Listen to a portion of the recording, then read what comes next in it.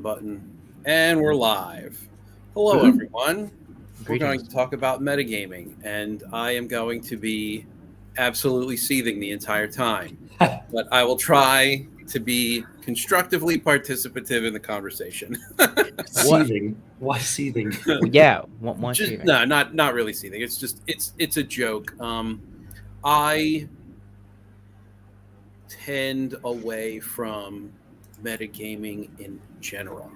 So if I have to be that voice of dissent, I can be. I'm not unreasonable though, and my mind can be changed. And part of that is actually the game that we played on Saturday, Ben, and the ideas that I've been kicking around my head and the questions that I have for you. Mm-hmm. Some are still not really super well defined or honed into a bite-sized little interrogative, but I'm very interested to get some answers to those questions.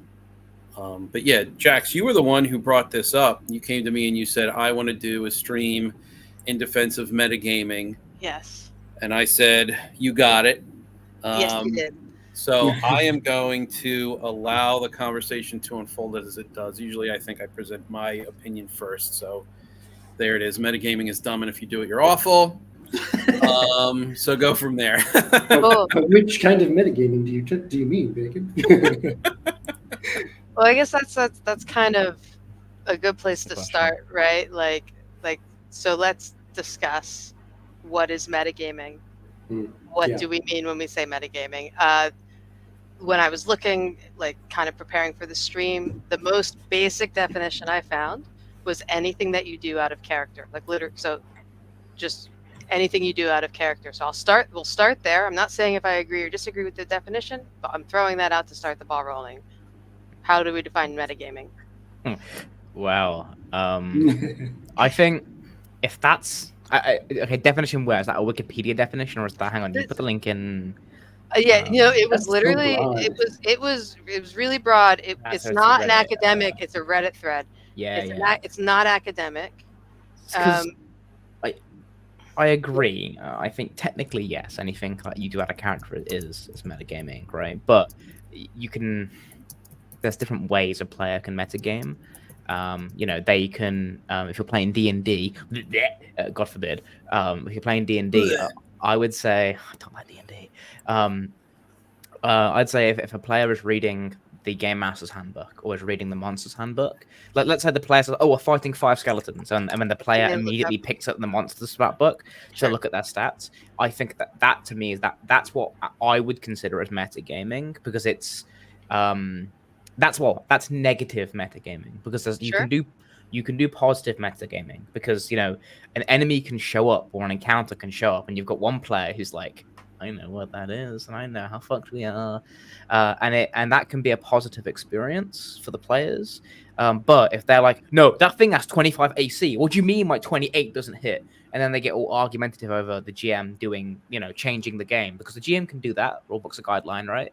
Then it becomes negative metagaming. So I think it's anything the player does that involves. No, it gets more complicated the more I think about it. Pass. I'll come back. If you were going to complete that sentence and say, well, it's anything that the player does out of character that they bring into the game with them, it's like, well, what about rolling dice? That takes place entirely out of character. I was going to say the opposite. But this is my point. I think that dice is metagaming, though. Yeah, sure. So I would agree. I think there's a difference here between. I think there is a good way to involve extra character information, and there's a bad way to involve it. I think what Ben was describing is the bad way to involve it. But I think that it's essential to recognize that all role-playing games require some measure of player action that's then read into the character situation. But be it as simple as rolling dice, there are other more complex I got to shut this window, or at least the blinds. There are other more complex ways to do this. There's a game that Sable, you introduced me to. There's 2 games. It's companion piece. There's one called Spire: The City Must Fall, one called Heart, the City Beneath, I think it is. Yes. And they have very weird ways to provide opportunities for metagaming. For example, I don't know the names of the rules or the abilities or whatnot, but there is a specific thing that can take place to a character where they sort of kind of enter a fugue state. And the way that that's performed in game is that the next time that player gets up from the table, the rest of the characters or the rest of the players at the table decide what that character did while you were up from the table. So you come back down, you have no idea what you've done, but you did something. And so that's a very interesting way to execute on this idea of a meta action that influences the game. But I think generally speaking, when you say like meta gaming, the gaming piece, I think, is doing all the heavy lifting, because like in Ben's example, you're gaming the system, right? So you're taking information that you wouldn't have in character, like armor class or hit point thresholds or whatever, and you're beginning to allow that to sort of create expectations and whatnot. So it's a weird, diverse field of actions and expectations. I just raised my hand like I'm in class, but you said something. Oh, well, Ben, go ahead. I was like, teacher. It's ironic coming from me. You said something about, so this kind of hit me. It's like, the character wouldn't know their armor class, but what happens if you're playing like, a paladin who's got armor smithing, and they kind of would know what full plate could take?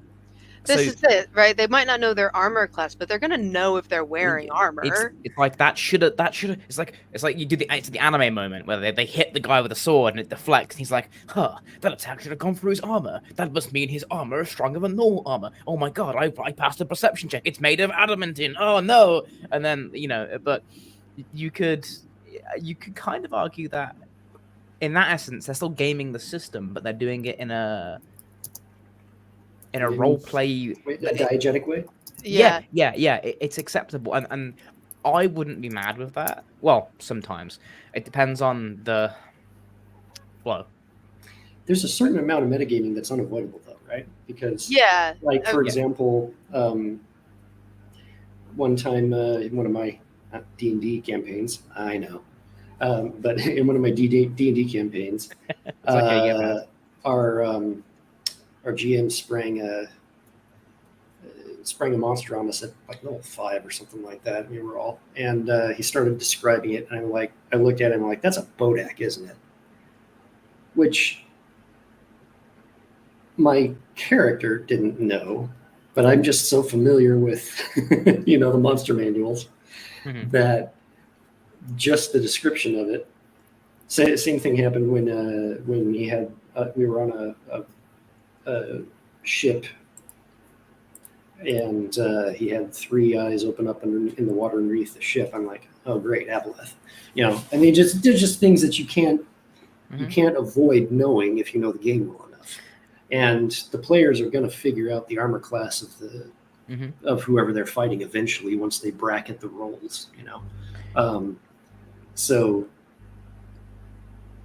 part of metagaming just is, at least for me, is once you know the game well enough, is actively trying not to let your own knowledge of the game, of the system, the setting, and whatever else affect the behavior and affect the decisions you make in character, right? Yeah, we had the same problem. So I used to run Only War, Dark Heresy, the 40k FFG books. I ran that for years, and it got to the point where my group had fought everything in the it doesn't have a monster manual, but they fought every variant of Xenos, and it was basically at that point it was impossible they just knew, like when they were building their guard regiment for my last game I did, they knew that they were going to fight Chaos Marines, so they built a regiment with war gear specifically designed to reliably kill Chaos Space Marines because they knew how much damage they could take. Now, was I annoyed by that? A little bit, but they were making an elite regiment, and it was like, well, they can kind of pawn this off as, well, they're elite. so they know how to fight the enemy efficiently. Mhm. But you're right. Eventually, if you run a game enough, it becomes impossible to avoid that because players are just going to have that kind of knowledge, and Yes. eventually unless the GM is making a new monster every week or is coming up with homebrew content, which I recommend a GM does anyway, eventually they're going to learn just through osmosis. They're just going to consume what reliably kills this and that, and the more you play, the more they're going to have that offhand. So as Sable said, it 100% it's unavoidable eventually. I think it comes back to ultimately, I think this is what it was either Bacon or Sable said on Saturday. As long as the intended experience for the game comes through, it doesn't matter if the player's metagamed, as long as it was still Yes. fun. But I'll pass back to you, Jeff. That sounds something like I would say. Yeah. I usually always point back to the experience, the agreed upon experience, because I think that's really the best gauge of whether or not the session or campaign is successful. If you sit down and you say, okay, this is what we want to experience, that's going to be your best, yardstick by which to measure success. Yeah, well, that kind of brings me into because I specifically said I wanted to do this in defense of, right? You did. Sorry. And I guess no. I think I should say why, and I think it's when I really started thinking about it. It's basically I think metagaming can create inclusivity at a table, especially if you are bringing in new players, because they will almost by necessity need to metagame in order to play. So I'm going to point to my own experiences with my very first ever, sorry, Ben, D&D campaign. Is this going to be a reoccurring thing now? Yeah. Yeah, I fucking love D&D. You started it. To quote my fave, get in the comments. I'm going to be changing the name of the channel to All D&D All the Time. All D&D all the time. But so I'm playing a rogue, and I'm supposed to I'm supposed to be part of this sort of elite guard force, and we're of course I'm playing a rogue. I fucking love rogues. Yeah. Shush. You leave my sea elf alone. They're dumb and they're very fun. They're dumb and they're very fun. They're really stupid. They're really stupid. I really like it. But they're supposed to have a sense of the world. I had never played hadn't played a lot of D&D, had never played D&D, was completely unfamiliar with most of the monsters, and also had no idea that I wasn't supposed to look them up. Right? But it allowed me to be involved in the game in a way that I would not have been able to had I not been essentially not playing the game properly. But through doing that and through the DM being really gracious and patient and inclusive, I learned that, oh, hang on, I'm not supposed to be doing this. So instead of somebody throwing their dice at the table going, you're metagaming, I'm out of here, which is what you hear about all the time. People kind of, it isn't, Craig, it was a sea elf. It was a sea elf named Merlin. I'm just so excited that you also have a sea elf. Nobody has sea elves. Oh, hey, Craig. In the desert. And this is what kind of bothers me is you see these comments of stupid metagaming. I can't stand it when players metagame. I won't play at a table where people are metagaming. And it kind of doesn't leave room for people to learn or to be gently pushed back against. So that's kind of my defense of it. It is, I think, a very inclusive way to bring people in and then go, okay, that's cool. You did that now. It's sort of like the training wheels. And then it's right now, here's how you do this in character. And like you said, you have that, you'll grow to have that knowledge anyway. And you have to learn how to dial it back. I'm guessing you're not the biggest proponent of the 4D role-playing approach.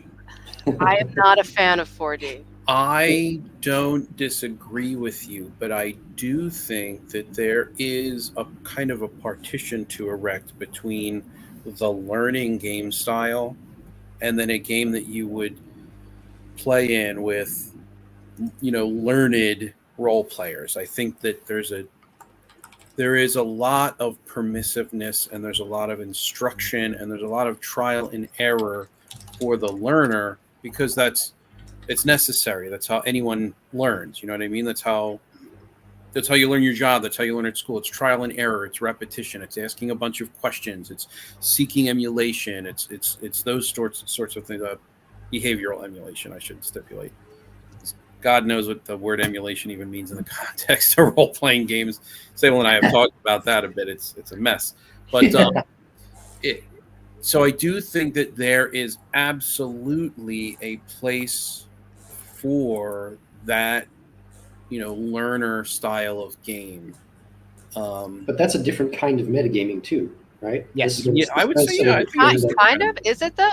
Yeah. I mean, it's looking up monster stats. But in that context, it's positive though, right, Sable? Oh yeah. Well, I wouldn't call it positive or negative. I just think it's part of the nature of the beast. Like there's table talk is technically metagaming, right? If it's anything that you do out of character. If we're going to go by that such or so broad that it's useless definition. Right. Yeah.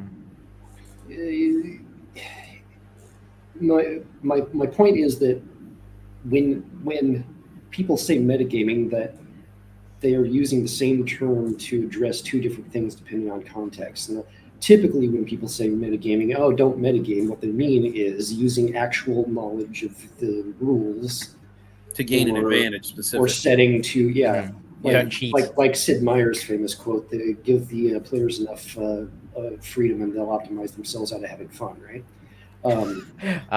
It's Sid Meier's that said that. Okay, one of my players always brings that up, and I was like, damn, that's good. It's Sid Meier that said that. Okay. Yeah, it was from when he was Civilization 4, I think, or one of the civilizations. I don't remember. That quote kind of went viral.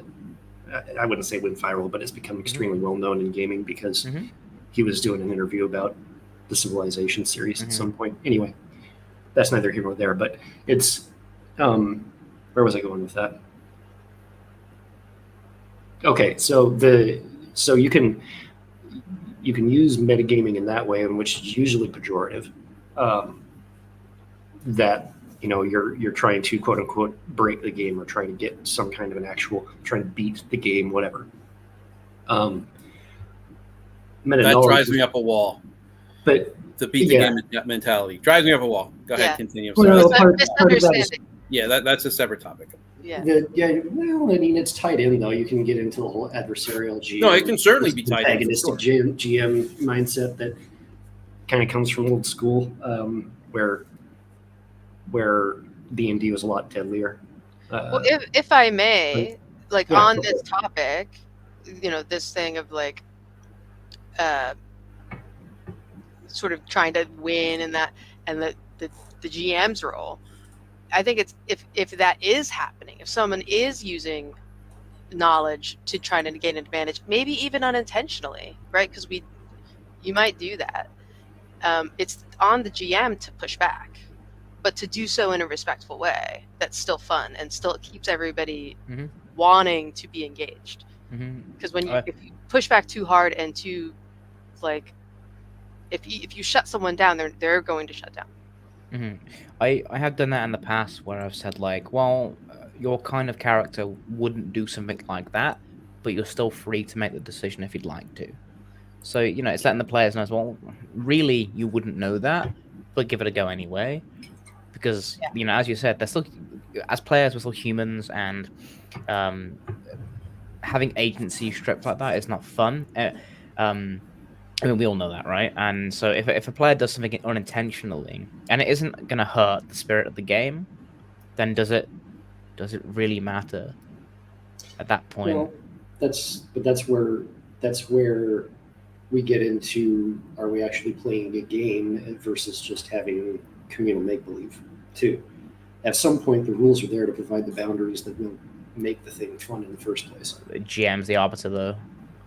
Well, this Wait, what did you say? brings Ben? up. Did you say I the said GM the is? GM is the arbiter on that. Yeah. Arbiter. Okay. Yes, and this is actually makes me think of one of the first things that popped into my head after our weekend game about the example of metagaming that you were doing, actually, Ben. When our starship crashed and half the crew was either killed outright or paralyzed, and you're like, no, I'm not going to I'm not going to end you guys right in the middle of the game, and you re-rolled it. That's metagaming, because Mm, Can the GM metagame? no, I would you don't disagree. think so? No, I did that because I wanted to. As the GM, I have the power to curate the experience. Right. So I simply just changed the result of the roll. So, for example, if But is the GM also a role player in the game?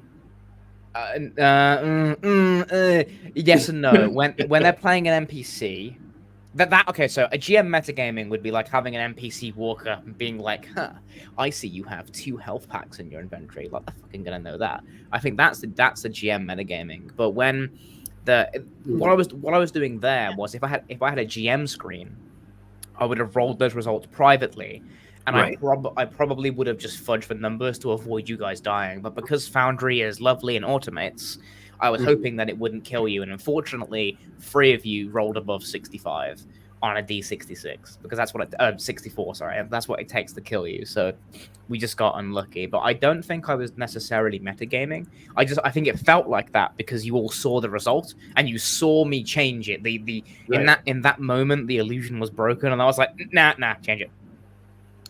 But I understand the train you're on though, because I'm using knowledge. We're gonna have to make that a discussion too. Is the GM role playing, and if so, who's their character? Yeah. I also want to have a discussion about consequence with regard to changing Metagaming roles and whatnot. Yeah, I think that's.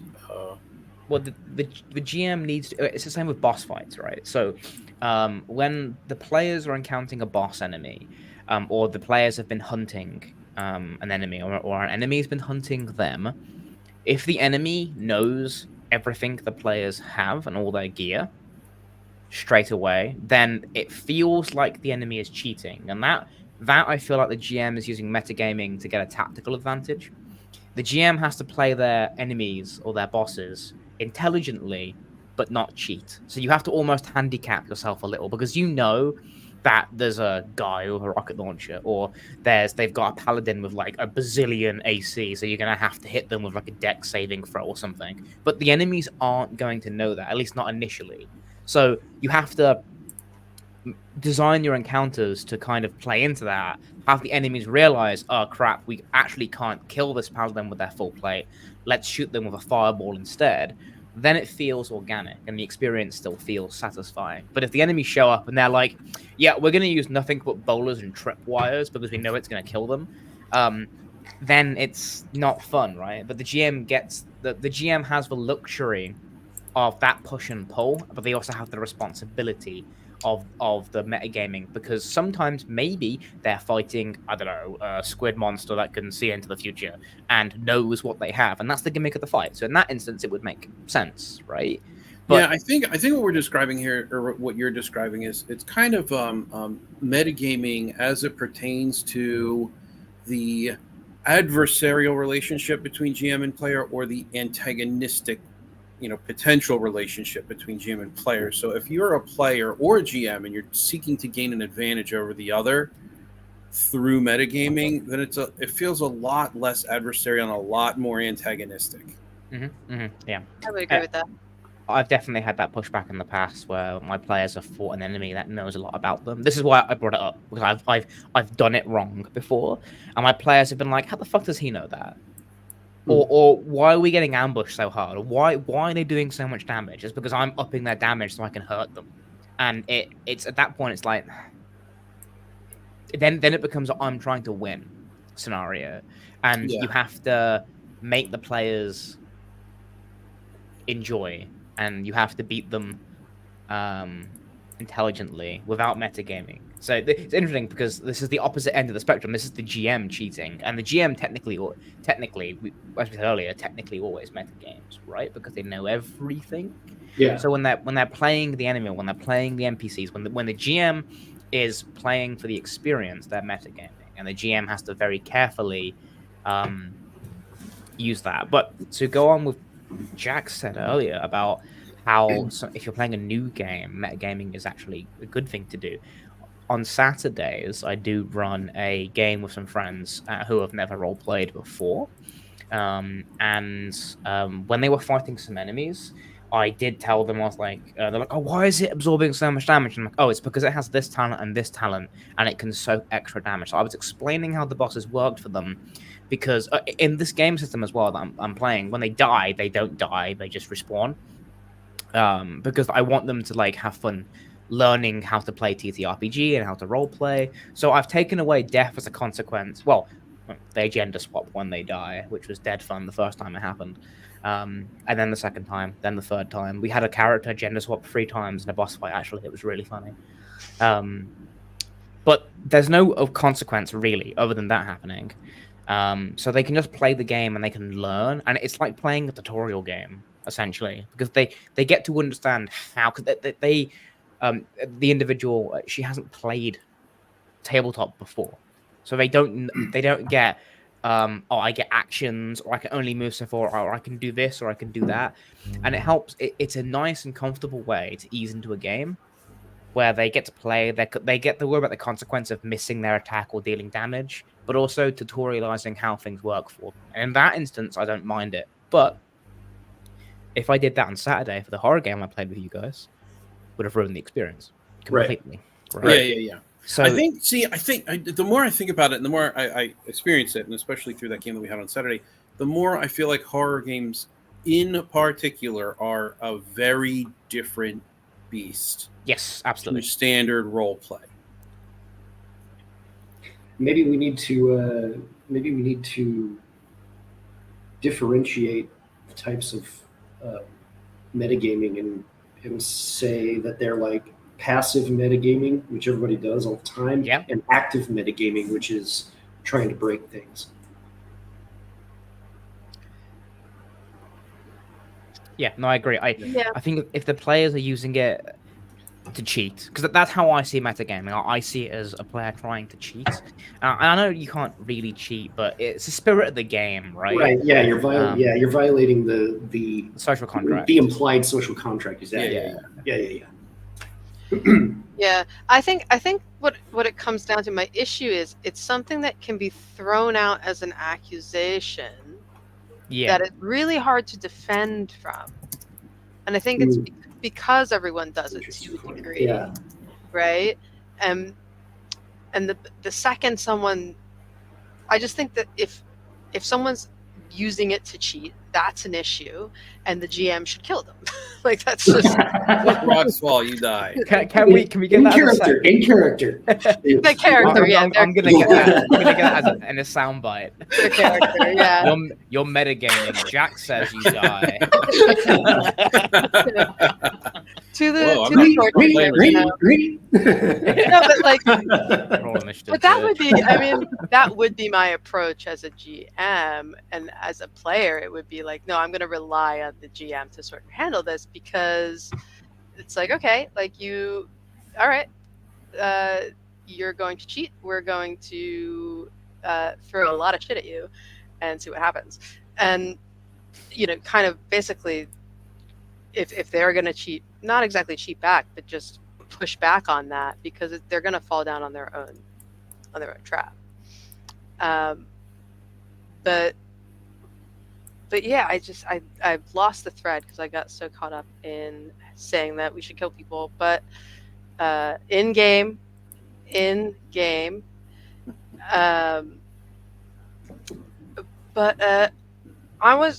think, but Sable, I think you make a good point. Like, we should differentiate the different kinds of metagaming. Because I was thinking, I used an example. I was talking with a friend about this earlier, saying like, okay, so we're all, again, it's kind of almost all my knowledge is from D&D. So you're just gonna have to go with the fact that I'm just going to keep using D&D. No, it's okay. I will carry. I will deal with this burden. But like, so if you're higher than or lower in initiative than somebody, and you want to give them the help action, right? You can say it in character, but you can't. Basically, coming short of saying like, "Hey, I'm gonna give you I'm going to help you." Like it's right. Yeah, my players actually did this yesterday. Actually, so they had to make a roll to do something. It was to track a radio signal, and they literally said, "Shit, who's got the highest tech human? Oh, I do. I'll assist." And they figured out who. Actually, it was Craig. Hi, Craig. They figured out who was the most useful to help mechanically, because also their characters would be the best person to assist in that. But they don't memorize each other's stats, so they're like, "Oh, I'm the best to help for that. Okay, we'll go and do it." And then they made the roll. So I agree in that instance. Yeah, that's not. I wouldn't say it's a bad thing, right? But it is metagaming.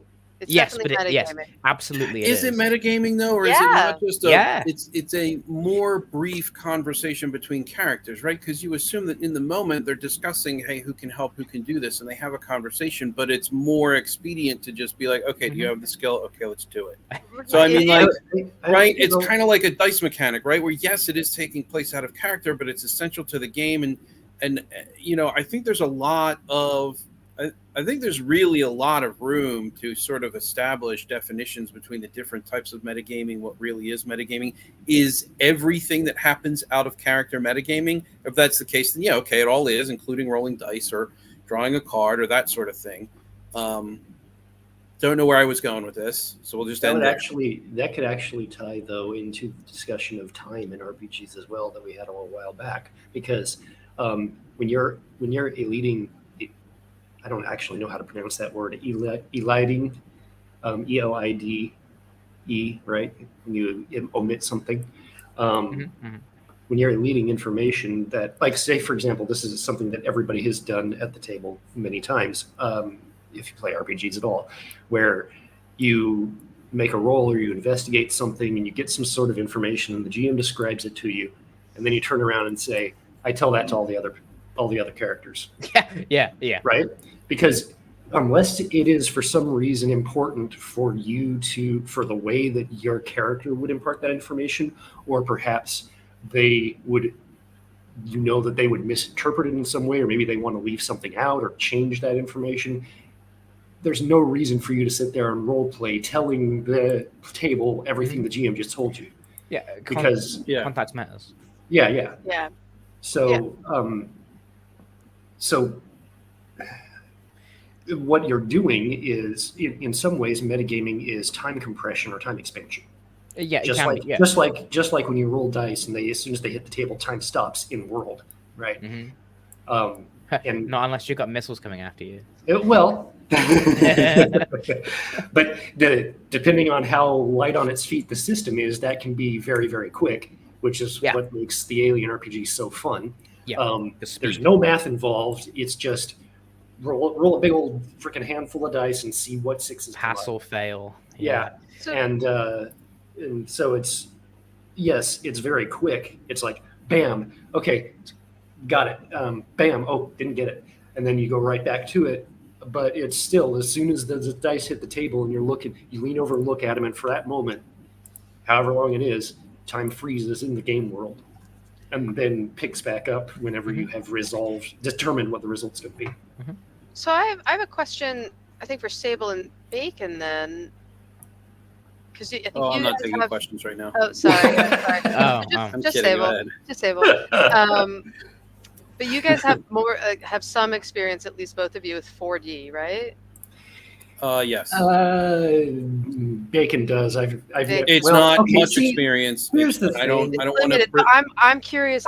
This is not no. This is not a jab. I'm curious how that works in 4D. Yeah. You have to relay the information as the character. So I don't want to misspeak, and I don't know if anyone is in like Rick or Crispy, or if anyone's in chat that could help here. But generally speaking, you will describe what you're doing, and then that's the cue for the GM to sort of say, okay, here's the information you're looking for. For example, I look, I check the trip clock on the spaceship's HUD to gauge distance or whatever. You create something along those lines that you speak, and then that's the GM's cue to say, okay, well, here's how much time is left on the clock. Okay. If that makes sense. And I do hope that I've explained that correctly. I do not want to impart incorrect info. Yeah, no. I think Bacon has actually played in a 4D session before. I haven't specifically, except that, from my opinion, everything that they describe 4D as is just immersive or good role play. Yeah, well, I agree with that. But they tend to get, and I keep in mind this is the observation of somebody who's read about it and seen examples. And one Black Lodge Games had a stream where they were talking about it one time, and I don't remember who they had on. Excuse me. I don't remember who they had on, but I asked a question about I'll just use the illustration. So, for example, you could have players say they go through a waterfall into a cave behind it or whatever, and the GM, say your typical kind of GM approach would be, yeah, everything's wet back here. It's really slippery. So you're going to have a disadvantage on any kind of dex saves or dex checks. That's be a big, huge no-no in 4D. And you'd instead say, all right, so you look around and everything is glistening wet. It clings to your armor, and your feet slide and skitter as you step down the rocks going down into this cave, right? And so it's like an attempt to impart things in as diegetic a way as possible, if that makes any sense at all. Mm-hmm. To me, that's just good. To me, that's just good storytelling. That's just good role play. That's just immersivity. It doesn't seem to be any different than anything I've always tried to do anyway. But for whatever reason, there's and I don't mean to throw shade or anything like that, but for whatever reason, there's right. That's another thing is they avoid the GM telling the characters anything that they do. The GM will not play the character, quote unquote, play the character for the player. So if you have to be proactive in explaining and describing what it is that your character's doing or saying, obviously.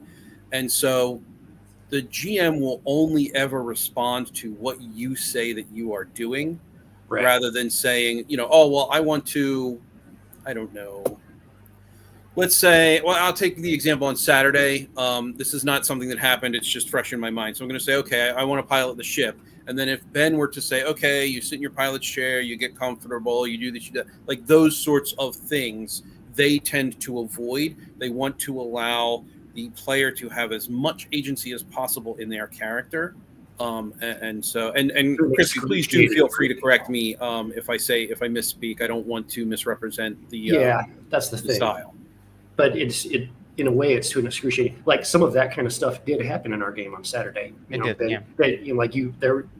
You told us some of the stuff that we did, and but in some ways, how I GM though. So I like to, and it's just a difference in style. It's just a difference in style. It's not. Yeah, there's nothing wrong with either approach. I don't think. Mm-hmm. It's not what I'm trying to say. Yeah, I agree. Yeah, It's just that. I brought this up basically because I was curious how if metagaming can happen. Right, that's kind of where I'm going with this. Is as far as 4D goes, or the 4D approach, or thought process, or whatever, is like they want to try and eliminate metagaming. If that's not there dice the case, then please tell me. I don't think they want to eliminate metagaming. I think that they definitely want to thin it down as much as possible. But another major component of 4D is this idea of co-creation, where you step into a scene, the GM describes what's in the scene, the essential pieces, and if the GM hasn't described something that you need to be there or you want to be there for your character to interact with, you can describe it into the scene. Now, obviously, this is a style for more advanced role players, because you don't want to allow people to enter into a situation where they just, quote unquote, win the game or win the scene or whatever. So it has to be reasonable, and it has to be in accordance with the agreement that you've made with the rest of the table for the type of experience that you want. But that's another major point of 4D, is that they do co-creation, or they allow the players to create things within the scene that their characters may want to interact with or do want to interact with. I really like that. I feel like it allows. So I feel like when I GM, I like to do it cinematically, which is why sometimes I'll say, this is what happens when you do this or you do that. I try to keep it cinematic. I mean, in fact, there's a quote in my server with they got attacked by some enemies, and I started narrating, and one of my players said, "Oh, guys, don't worry, it's okay, it's a cutscene." And there was that joke. But I like the idea that the players take more control over it, because then the experience is more tailored to them, and the players get to really kind of dictate. You can really get into it. But with great power comes great responsibility, and the GMs the players need to make sure, as you said, that they aren't saying, "Oh yeah, I'm gonna find the perfect place to stab with the knife." It allows for a more tactile, deep experience that maybe not everyone's going to be great at, and it's one of those know your players, know the game, right? But I think that's great. I think it's fun to, and plus I hadn't really considered that as a, it's, you want to you should let your players do that as often as possible, because then the players feel, because they're doing something, you're interacting with it, you're getting even more agency, even down to the way that your character talks or breathes, or how they go through the world, right? So yes. And I agree. I would not call myself an expert at 4D roleplay. There's still quite a lot of bit of learning I need to do. In fact, I need to contact Rick for more practice sessions. But there's a learning curve, right? Like, this is not the typical way that people learn to roleplay, right? That's, and I had to sort of I had to tamp down what in a 4D environment would be considered bad habits, because that's just the way that I had learned to engage with the game and engage at the table. But I do think that it is remarkably freeing, and it's a very interesting, very satisfying way to be able to sort of, because you have this co-creation, it's what they call it. And so if you need a bookcase to interact with, if your character just would walk over to a bookshelf that wasn't previously described, just to flip through a book, thoughtlessly as they're mulling thoughts over, or, let's say you enter into a cave and you just describe it to be a musty cave instead of a damp, wet cave, like just those sorts of things that really, really engage the player. And once the player's engaged in that way, the character is really, I think, able to kind of gel a bit more closely with that mindset of the player themselves. So it's a mechanism by which you kind of bring the two minds closer together, at least in my experience. So how much then is co-creation actually metagaming? Right. Or is it? Well, here's the thing, right? Like, you have to, like, my character isn't the one who's going to create the television remote on the pardon me. Yes, it's not my character. Yeah, that's interesting, actually. That's interesting, because you're kind of I'd love to, Christy. I'll send you a message. I'd love to play in a game with you. Yeah, I would like to also. I've just gone on a little bit of a head trip there. But yeah, obviously you had a thought. Yeah. I apologize for interrupting, Jax. No, I kind of interrupted first, so I apologize. How to dare you. No, now Ben apologizes to me. Um, Well, I'm sorry for I'm interrupting. sorry for all of you. Okay, so just no. Oh, I'm sorry that you're sorry that I'm sorry. Yeah. I demand you accept my apology. Anyway. I hadn't thought of what Bacon was describing as metagaming, but then when you suggested it, Sable, I was like, oh wait, no, that's kind of interesting because by creating something in the game, you kind of are metagaming. You are sort of going outside of the game to input into it. That's not from the character, that's you, right? That's the character is not magicking a bookshelf into a room. You, the player, are doing that. So that's a really interesting way to think of it. And it sounds like another positive example. It seems like I think really narrow it down to is it's cheating that bothers us. I think that and justifiably, I think that co-creation is, and this is, I'm sure, going to make some people in the 4D group wince a little bit, and that's not my intention.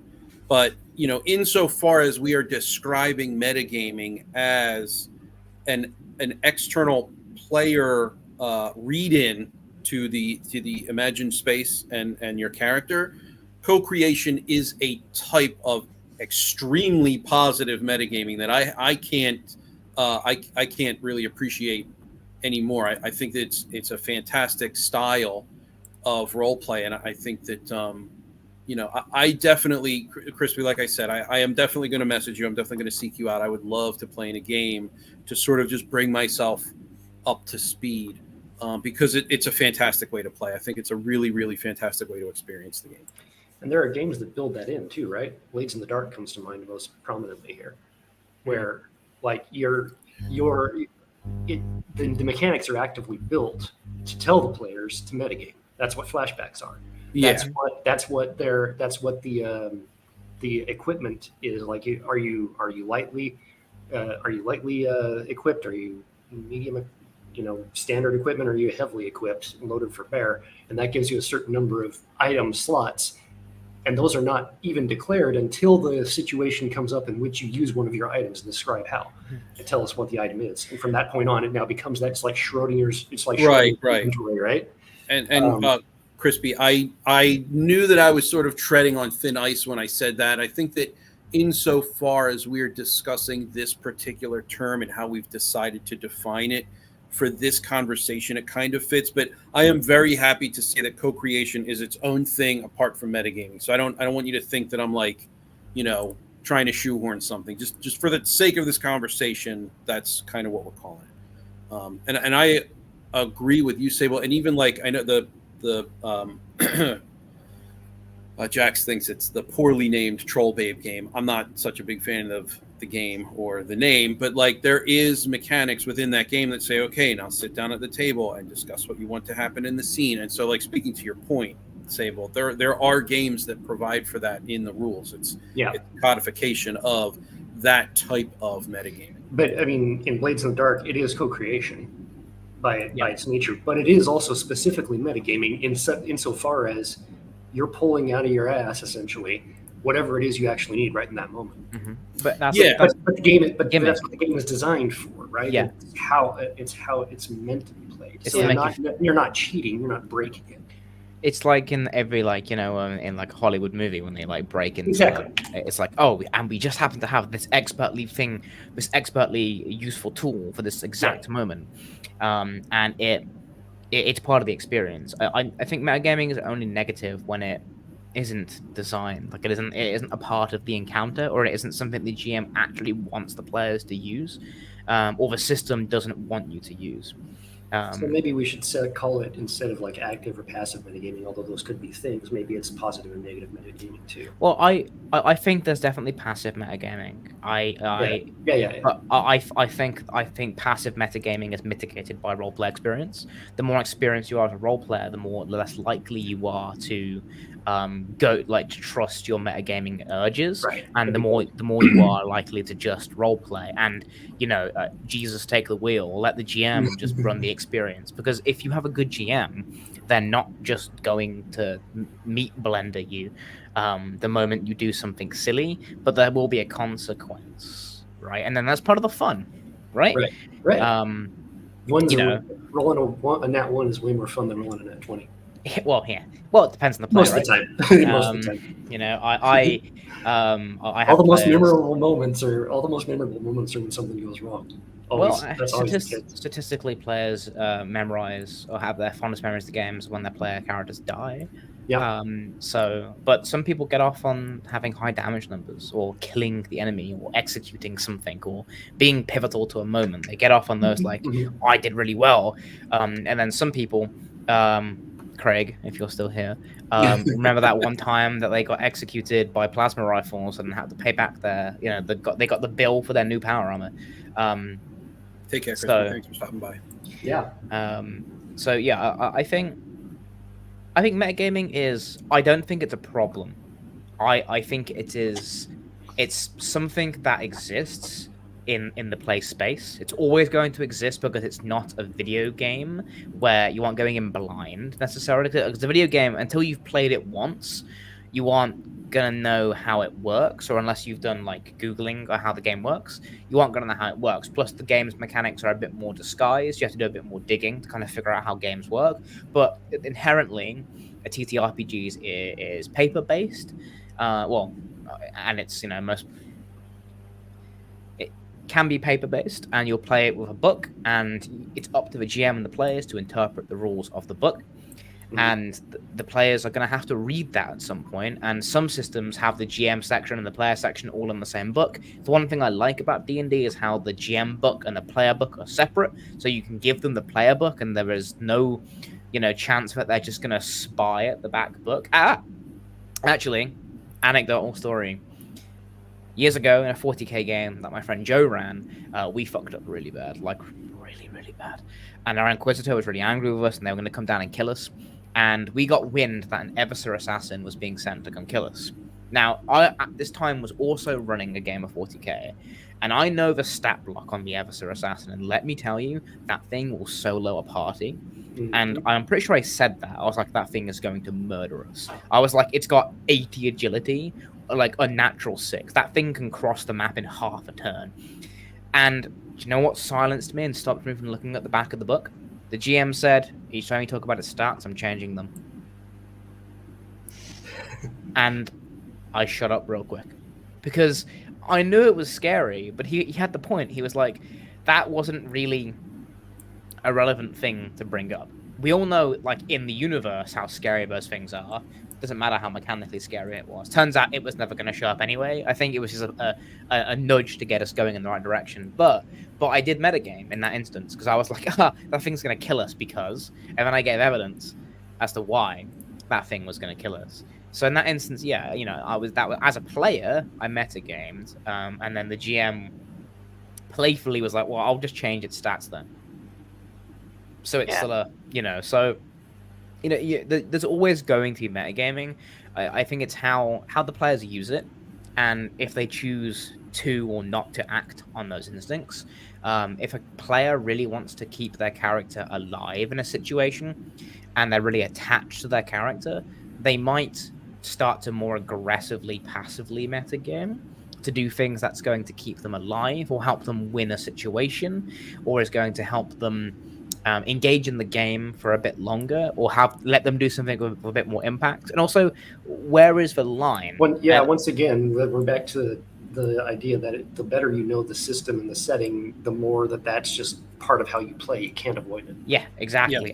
Yeah. And this is why it's important for the GM to add content to a game, or also that the rulebook is purely a suggestion as well, which is something to remember, and the GM can do at any time whatever they want, and it's up to how good the GM is. And it's up to how good the GM is to make sure that they don't do that in a unfair, unfun way. Essentially, it's a beholder, but it uses swords. a dumb idea, but you get the idea, right? It's different, and the players all of a Uses sudden lightsabers. I'm gonna need Yeah. I'm gonna need a bit more time to kind of kick around the whole, because I know that you and Jax are both in favor of changing roles to suit the situation to the benefit or maybe detriment of the players, depending on the situation or even the Do type not- of game. I, generally speaking, tend away from that because I think that consequence is important. Now, you could make an argument that, and I would trust this argument coming from you because I've played in one of your games and I know how it feels. I think that if you were to ask me to be like, "Hey, Bacon, trust me, I've got this. I understand that you prefer there to be real consequences, but provided that you're crafting, especially in a horror game, which is a different beast we've agreed upon. If you're going to have me trust you to sort of create that experience the best way that you know how, based on the experience that we've agreed upon having, I think that I could maybe acceptably but begrudgingly be moved a bit. But I think I need to think about it a little bit more. Fudging it needs to be done delicately, and it needs to be done. You have to be careful when you do it because as the game master, you are responsible for you're the arbiter, right? So you have to make sure that the experience is fair. This is why we have rules, or else you could just say, "I have a lightsaber. I want hit the guy. He dies." And it's important that the GM has the power to do what they want when they want, but you have to wield that responsibility very, very, very carefully, because if you do not, and the players catch wind of it, they will now think, them are charged words there first. I'm gonna challenge you on that. Yeah. I think it's, if you want an enemy to, I was at a Reddit thread where this guy, they had like a D&D club at school, and this one kid was fighting a dragon, and the guy running it was like, "Oh, how much? I haven't seen its health go down. How are you tracking its health?" And the kid simply said, "Oh, the dragon dies when the fight stops being fun," and they didn't even give it HP. They just put the encounter out and then let it live had it live for as long as the players were enjoying fighting it. But if you just think about that, that's kind of similar to fudging with dice, because that's how I would fudge a dice. If they're fighting a boss character, right, and they kill it in one round, I'm going to just give it more HP because it's not fun. It ruins the encounter. But yeah, that makes sense. And I mean, I'll say that cursorily that makes sense. Additionally, you are entirely unafraid of killing people, so it's not like, I mean, your games are not consequence free, right? We crash landed in an ocean and 2 or 3 crew members ended up paralyzed. I had a broken neck, and that's after that you saved me from dying, right? So I was supposed to be like, I think it was like a steel beam through the heart, immediately dead. And you're like, no, we'll improve that to, well, you're just paralyzed. So you are unafraid to, kill. And I think that the fact that I've experienced that, and the fact that you are absolutely unafraid to kill, it goes miles in sort of mitigating this idea that there are no consequences. There are definitely consequences. Yeah, it was still bad. Oh yeah, I mean, technically that was a classic case of you fudging the rules, right? In our favor in that case. Like, if I may, because I agree with Ben that sometimes it's just not fun. And I think the example I've given to you before, Bacon, it was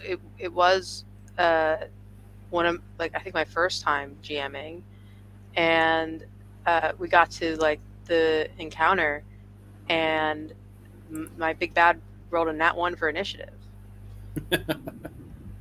Yeah, I remember this. Okay, that's just not fun. Yeah. That's just not fun for anybody. And maybe this is to Drudenfutz's point that that adventure wasn't particular. I mean, I was running a module, as you tend to do when you start out, but and so there weren't lair actions, there weren't legendary actions, like there wasn't stuff. It was one guy, and so I didn't move it up. He didn't like get a nat 20, but I moved him up in the order so that there was stakes, so that there was, in fact, interesting, so that there was a threat, so that there were consequences, and that it did feel like this guy needed to be taken out, and not that they were just wailing on him and he is dead before he even goes. Mm-hmm. This is not fun. It's part of the artistry of being a GM. It's all smoke and mirrors, right? So it's performative, right? And you want your players, like, if you've got, so I have this issue with my Tuesday game every time because there's 7 of them, and if they fight a single lone enemy, it dies in one turn. Even if I give it the most amount of HP possible that the system will let me, it is dead. So I either have to give it some bullshit power that it can survive that attack, which I did in a boss fight recently, and they still had fun. In fact, actually, after I did the boss fight, at the end of the session, the players were like, that was great, and they enjoyed it. I cheated so fucking hard in that fight. But they had fun, and I think it is only because it can be very negative. The GM can be like, oh, my enemy can't be defeated, and it's going to insta-kill all of you because it's got a god sword. That's bad. That's bad fudging. And it definitely can absolutely be negative. And as part of the performative experience for the GM, for the flow of the game, it's you're giving the players a bit more chance to succeed at something. In the past, I've had players fail a roll and been like, that still passes. Right? Because if it's something that their character should feasibly be able to do, but the dice are just dicking them, if it's inconsequential, it doesn't matter. But if it's like jumping over a cliff, why are you rolling the dice on it then? Because sometimes, in the D100s that I run, I have them roll for a lot of mundane stuff, like hacking into a terminal, and it's like if they fail the roll, they still succeed at doing it. It just takes them longer to do it than it would normally do, because their character is like, I have one character, he's an expert hacker, so he should be able to just do that. What I want to see is how long it takes him to do it. That's what I'm having him roll for. I want to see how quickly. That's another genius, another area of genius behind Blades in the Dark is the implementation of clocks, which takes care of that particular problem. So I think to bring it back to metagaming, I think we've agreed it's unavoidable. Players are going to do it, especially the longer you play the game. Yeah. It's not necessarily negative. I think it's 80% positive, 20% negative. It just depends how it's weaponized, right? I mean, if metagaming becomes weaponized, then it becomes a negative experience. It potentially becomes a negative experience for the play group, right? Because then you don't want the GM to foot down and say, no, you can't, or rocks fall and you die, because that's not fun, unless you've really fucked up. Because it eats you. Yeah. Well, or if rocks fall and you die, it better be like, okay, make a dex save. Okay, now the rocks all hit you. Make a Constitution save. Okay, you failed that. You got a nat 1 on your Constitution save, right? Like, it can't just be like full damage and boom. Yeah. There's an aspect of communication there too. It's like if your BBEG has the God Sword that can kill in one hit, that's something the player should know going in. Oh, that should be communicated well in advance. Yeah, exactly. Getting to that fight. It's like, play it up. Make sure they understand what they're doing. So if they decide to charge the BBG anyway when they're not ready, well, that's on you. Yeah. So I mean, it's. I think your ratio is on there, Ben. 20% negative, 80% positive. Yeah. It's about right. I think like most things, people have a tendency to focus on the negative. Yeah, and it's because it's it's spoken about online, and also I think it's like GM experience as well. I think if the GM is more experienced, they have better ways of handling it. Or Yeah. sometimes even if the players do metagame the enemy's HP and stats, like it fucking matters, because I'll just spawn 4 more of them. Difficulty modifier, In fact, I do that all the time on Tuesday, actually. I'm sorry, Craig, and break the illusion. If my players fight through an encounter way too easy, I just spawn 4 more enemies. And put them around the corner because it's like, well, they're winning too good, and I want this fight. I want this encounter to be a challenge, so I'm going to put more enemies in the room. Or you give a good way in D&D to make any encounter harder is you give simple enemies more HP. Yeah. That's it. Your 20 HP skeleton becomes a 35 HP skeleton. Now all of a sudden, your 4 skettles are going to do a bit. They're going to last longer, which means now they're going to get more damage out per turn without the players feeling robbed. I think it's a risky game giving weapons more damage. I think enemies should just be able to endure more. I also despise one-hit weapons as well. Even though I've used them a few times against players, it's never a fun feeling when a player has to burn a precious resource to survive getting instantly annihilated. I think you should show the players that the enemy has an instant annihilation gun, then have them decide how they want to engage with the threat. Then the players are metagaming in a good way because they, well, I wouldn't say it's a metagame. They just watch that guy obliterate someone else with one weapon, with one shot. That might really hurt us if we get hit by that. They'll get hit by that. And it changes straight away how the players are going to engage with it. But tactically, they're metagaming because now they're deciding what cover they can hide behind, and they're making decisions as to how their teamwork changes. And in a combat team-based game, that's great. I want them to do that. I want them to think about that additional layer. So yes, please, in that instance, metagame. Think about what equipment works. Or for example, my players do this with tear gas grenades. So tear gas grenades don't work very well. No, flashbangs don't work very well against elites because of the way their toughness works, because they've got really high mythic toughness. They can shrug off a flashbang like it's nothing. So they don't use them against those enemies because they know they're going to be useless mechanically. I like that because they're playing, tactical soldiers and they're picking the right weapon or the right tool for the encounter. So I like that metagaming. It makes sense. I'd encourage that. How is that metagaming though? If it's something that the character would reasonably be expected to behave as anyway, because they are elite soldiers and they the way they talk about it. It's the way they communicate it. They're in combat. It's like, I'm going to throw a flashbang in the room, and another player said, "Don't do that because their mythic toughness is so high, it's not going to do anything." Oh, okay, I'll use the tear grass instead. That was the way it was worded. Okay, yeah, that's absolutely a metagame, but it's towards the service again of something that the character would reasonably know, being highly experienced soldiers, presumably having fought similar enemies before, realizing, hey, last time we did this with flashbang, nothing happened. Yeah. To answer, well, to add to what you're playing, what you're saying, Fuzz, it's not devaluing the players' decisions. The players won't see that. They aren't going to see that. As far as the players are concerned, those 4 additional enemies are part of the encounter. What I'm doing is I'm adapting to the session on the fly, and I'm adding difficulty or subtracting difficulty to make their experience more enjoyable. Like I'm not making them like magically appear in front of them, because that would be totally bullshit, and that would be really stupid, right?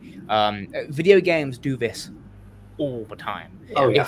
If you're beating the game too well, it will make the game more difficult for you to keep the challenge level adequate to the player's growth. And that's what I'm doing. If I realize that they're shredding through my enemies, I'll put down some more enemies to make the encounter even more enjoyable or a bit more engaging for them. But I wouldn't put down a really strong enemy there to wreck their parade and ruin their fun, because then you're doing it wrong, right? And that's why being a GM is performative, and that's because you are in charge of the game's flow, and you're in charge of the game's push and pull, and you can, as a GM, you can do that on the fly. In the fact, I've had enemies that shouldn't have died just die to make an encounter end quicker.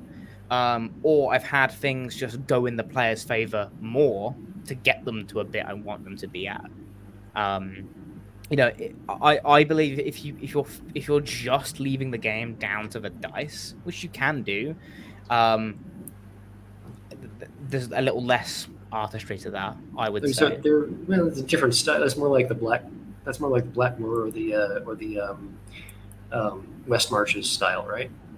Like there's different. Yeah, exactly. Yeah, it's stylistically different, and I mean, I don't see how it's any different than making up an NPC on the fly, which you have to do all the time.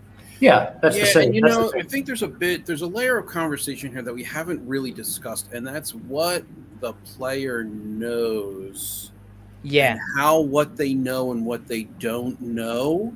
Like, we're sitting here talking about it as an omniscient observer. So we know that the dice are being fudged. We know that you're adding four monsters to an encounter. Like, we know these things, but in the moment as a player, if you don't know any of these things, then that changes, I think, the discussion. Yeah, because the screen exists for a reason. Yeah, I mean, the GM's already constantly adapting to the players on the fly anyway. To a greater or lesser degree, like Jack says, that shopkeeper didn't exist 3 seconds ago until you walked through the door, and now the GMs has to, spin it up in their heads. Well, you always have someone who wants to go shopping. Forever. Exactly. I got an example actually. So after the group, after your guys' ship crashed, and you were in the ocean, because 3 of you had, I think it was 2 of you that were paralyzed. Catherine's leg was screwed up, and you were role playing having a fear of the ocean so well that you basically skipped all your turns, Sable. Which actually I told my class about actually. Which one? When Catherine fell into the ocean and and your character has a phobia of the ocean, I liked how you basically just passed your turn, but you were like, no, I'm panicking, so I'm not going to do anything. Yeah, that was exceptional. There are a lot of things about that game that were exceptional.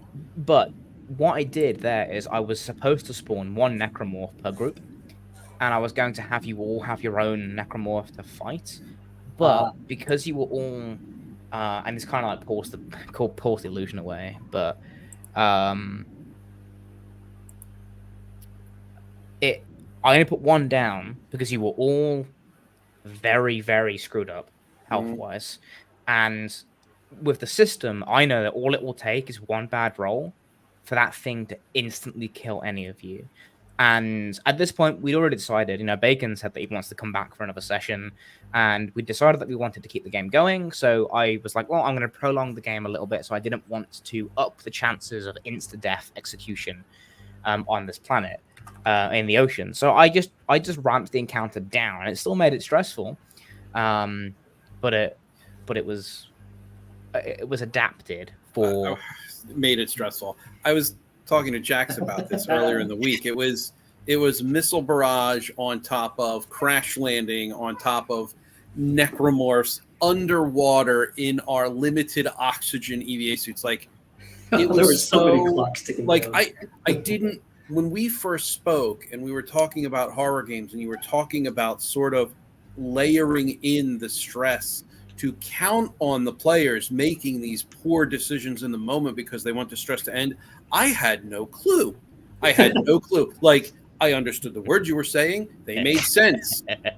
But man, oh man, now after having experienced it, I get it. I absolutely get it. Additionally, I think that I would probably put our game on Saturday in the category of a learner's game because I was unfamiliar with the alien system. I think Sable Phoenix was too, at least. I haven't even read the book. Sable, I don't want to speak for you. Maybe you have read the book, but so I think that at least from my perspective, it was very much a learner's game. And so there was a lot more permissiveness with regard to question asking and whatnot. And we went into the game understanding that was going to be the case. And so after, playing with you a bunch of times and just knowing, like, if I'm able to participate with you in a game, with you as the GM, after having already gone through the learning process to actually like sit down and have a game, I think that that's going to be different because I'll no longer be a learner, right? I'll be a more active participant, more proactive role player. I think that's going to change my perspective even more. Well, that was the whole point of the sensor probe at the start. So I did a bit at the start where they had to go investigate a sensor probe, and that was designed as a tutorial. So I'm a game designer. I've got a game design degree, right? So I understand that you need to do a tutorial level, and you have to tutorialize. The best thing is that don't tell your players it's a tutorial, and just ease them into the game and teach them how the game works by having them play it. And because the ARPG, the Year Zero engine, is so rules-light, it literally takes one round of combat and you know how the game works. It's really simple. And you can teach your players, you can ease them into the game by teaching them different mechanics.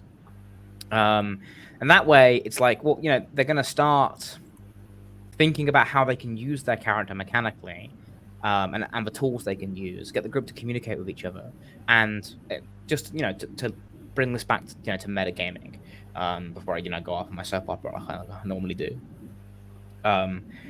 You want the players, when they're learning, to start thinking, well, I can do this, or I only met these people 3 hours ago, but I know that guy's a medic, that person's a pilot.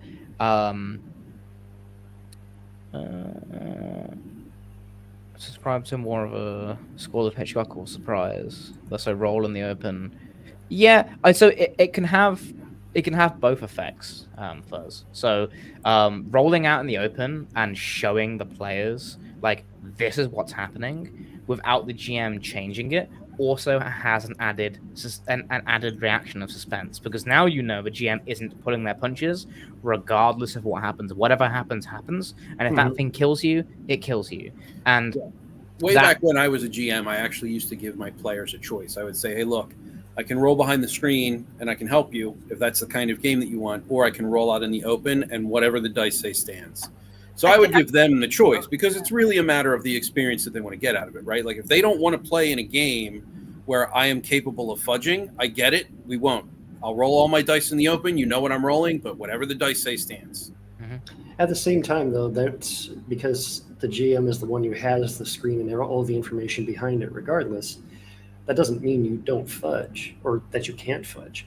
All the dice stands as it's rolled, but the GM can, just like Ben was talking about, add more enemies to the encounter, or there are other ways their HP, or because all of that exists only in the GM's head anyway. The players don't know.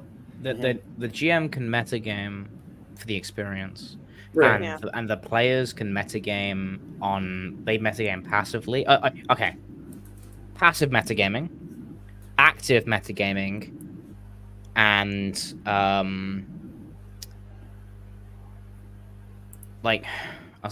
winning metagaming, like competitively metagaming, maybe. Metagaming? It's like because it really only becomes a problem when that's happening, right? When the player is doing that to I'd consider that cheating.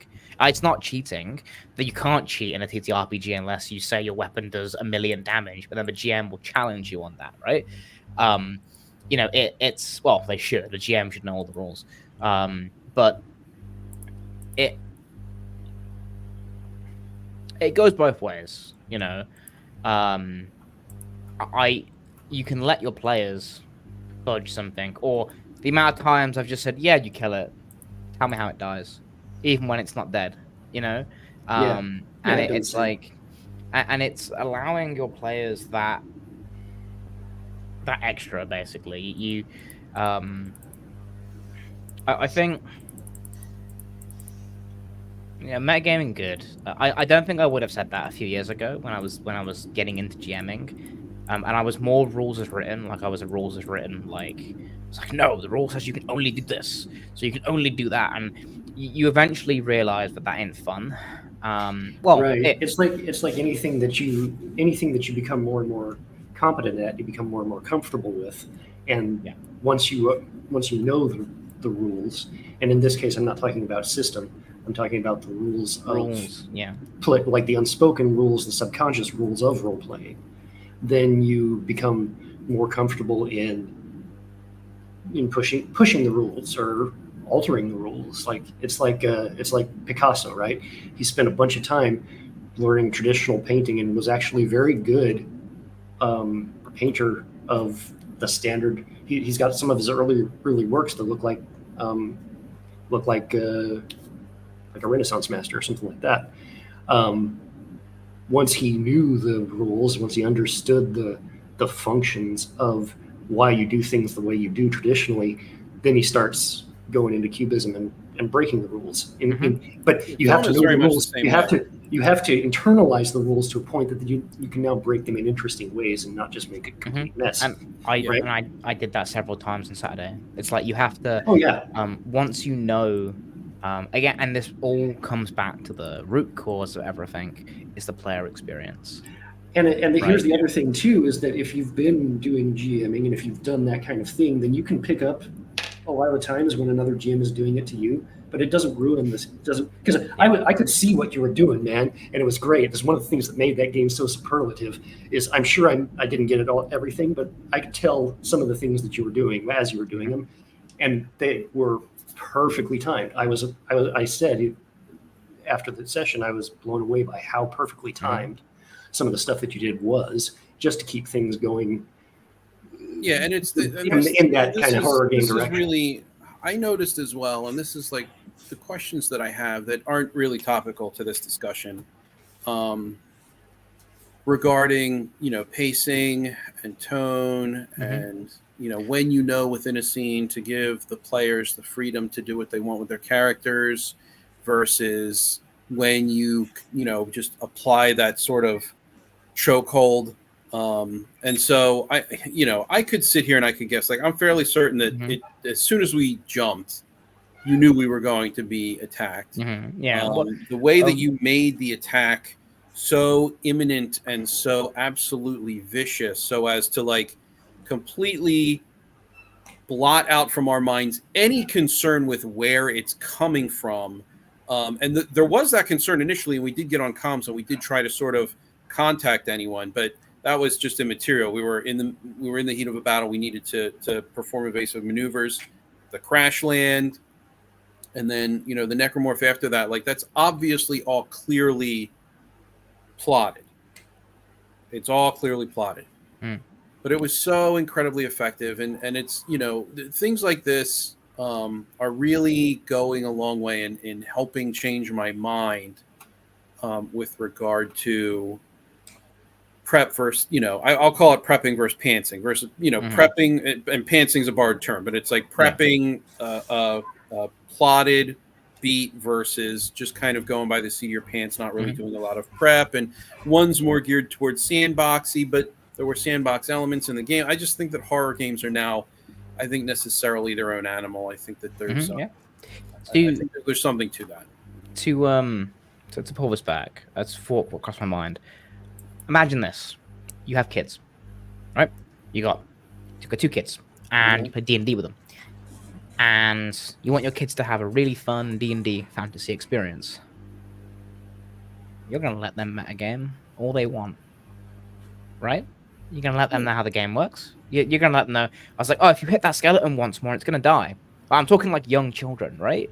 If you're playing with your children, you're going to almost encourage them to metagame because they're not going to necessarily understand the etiquette of role-playing. Hell, they might not even understand that they're role-playing. They just might think it's a fun game. They might not know it's D&D until they get a bit older, right? So in that instance, yeah, you want them to metagame. And that is wholesome metagaming when you do it with your family. You know what I mean? Like, it's like, oh, the skeleton's got 1 more HP. If you hit it, it's gonna die, and then you kind of hype them up for their turn, and they get all excited for it. That is great, right? And it's like if you're playing at a club or you're running it at your the local game store, right? If you're playing and you've got some like kids that come in after school, you're gonna instantly tailor the experience to your players, right? So it's. I think metagaming is scaled based off of who's playing the game, and this is why I say it's like experience nullifies metagaming, because the more experienced you are in role playing, if you're playing for the role playing element and not the I want to win element, is your metagame less because you want to role play more, and it allows you to role play more. If you stop worrying about the mechanics of stuff and how much damage things do, you can start having more fun role playing. But kids ain't necessarily going to care about that. They're just going to want their magic wand to shoot rainbow farts. I can confirm. Yeah? I've played with my son. I made basically a child-friendly version of a character sheet, so it's a lot. It's really strict. Yep. And yeah, he just wants to be Ninjago the dragon and like light people on fire. Yeah, and there is a D&D burninating all the peasants. Literally, yeah. There's a D&D. I did this with some old work friends in my last job. Like COVID happened, and my coworker was like, "So I realized as a COVID." What's happened, a COVID? Just kidding. Keep going. Sorry, I don't register sarcasm. So that for a minute, I was about to explain to you what COVID was, and it took me a minute until you laughed for me to figure out you were being sarcastic.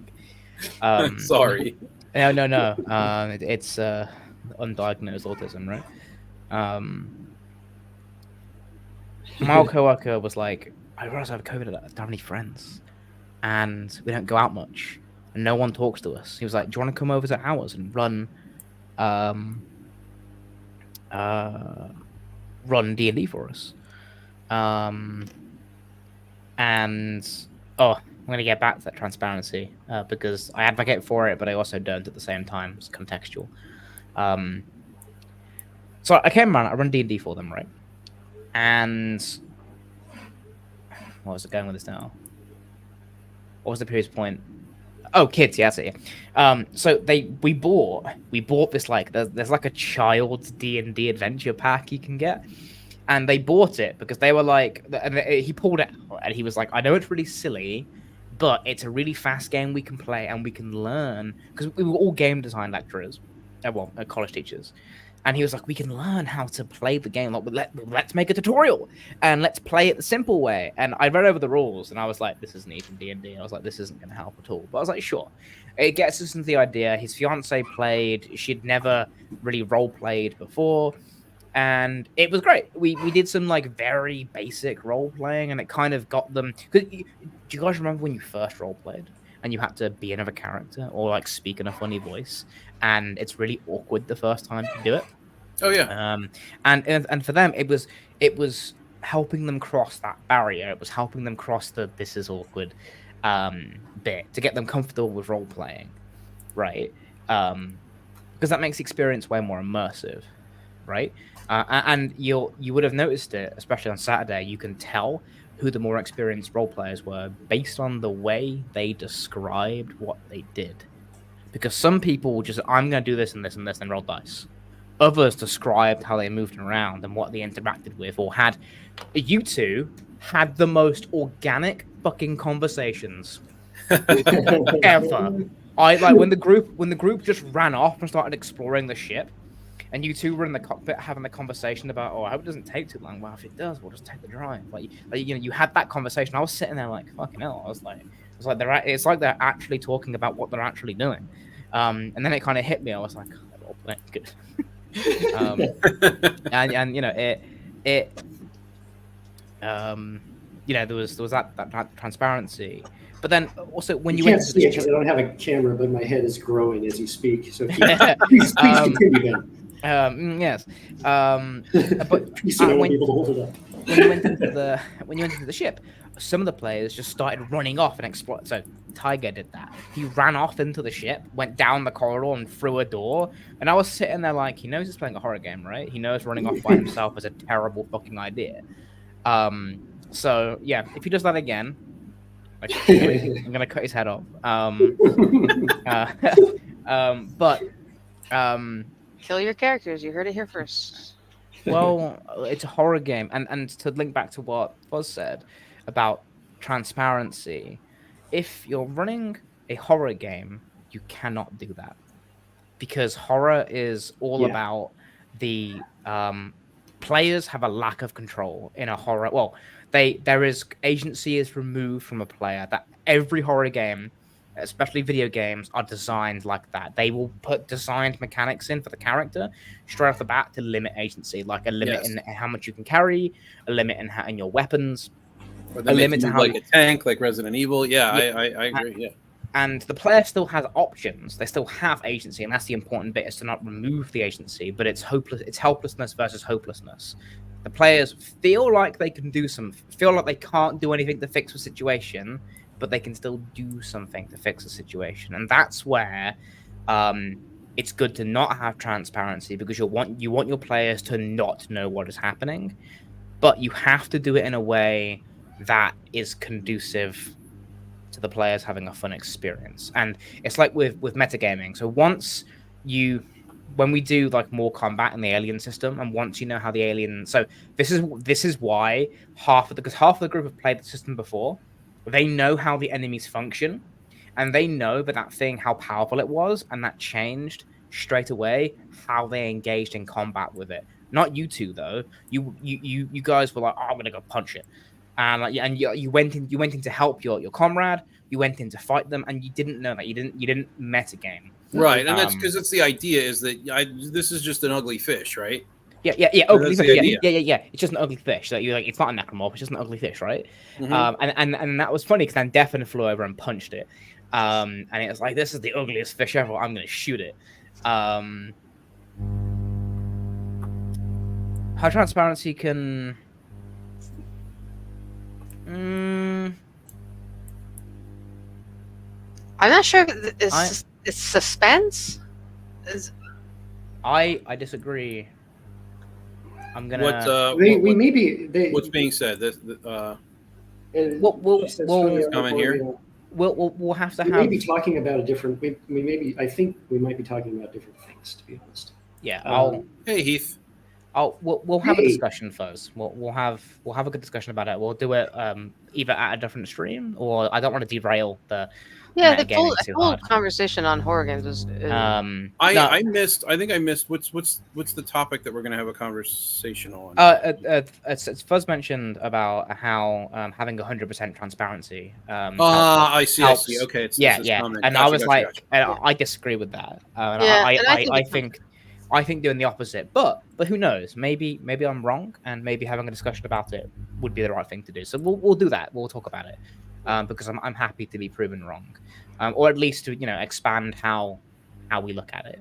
But I think I imagine it'll come down to player desire. It's like I know I wouldn't want that as a player personally. Yeah, exactly. What you don't know is always in a horror game. Well, in any horror, what you don't know, what you don't see, is always way scarier than what you do. So and that kind of that's a question as well. Like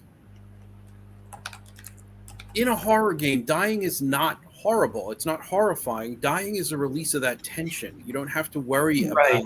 Not dying is much scarier. Right? So like not dying is much scarier. So like when Ben would do things like withhold death, that's actually is a very horrifying decision.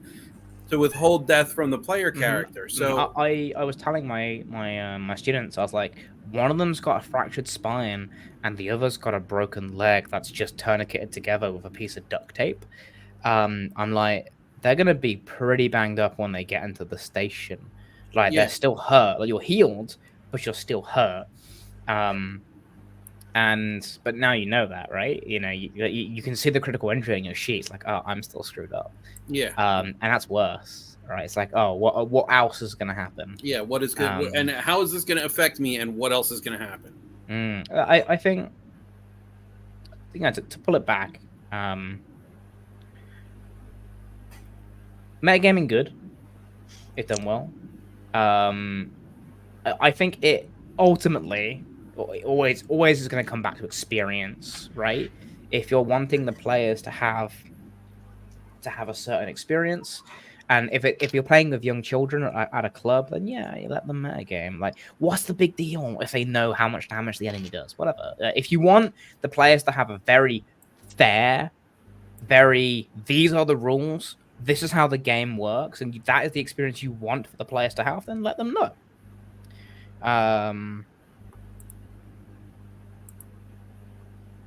Well, yeah, but isn't uncertainty in the unknown Actually, physiologically, the most primal fear is suffocation.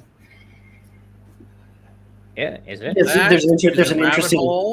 an interesting. Could you throw me a paper at that? I'll Yeah, read. This is a whole other. Yeah, I know.